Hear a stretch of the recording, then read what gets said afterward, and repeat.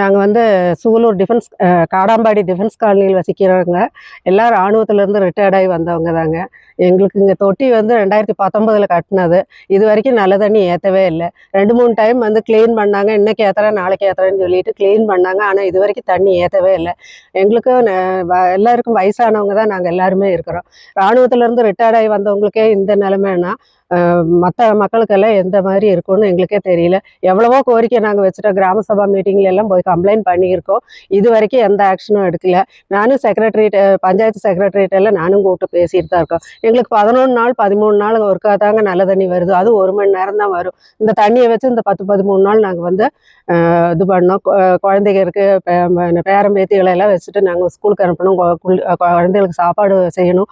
இதெல்லாமே கஷ்டமாக தான் இருக்குது. இந்த வாங்கி வாங்கி காசு கொடுத்து நல்ல தண்ணி நாங்கள் வாங்கிட்டு இருக்கிறோம். எங்களுக்கு இந்த நிலைமையா இருக்கிறது கொஞ்சம் கவர்மெண்ட் வந்து எங்களுக்காக ஏதாவது ஆக்ஷன் எடுக்கணும். நன்றி.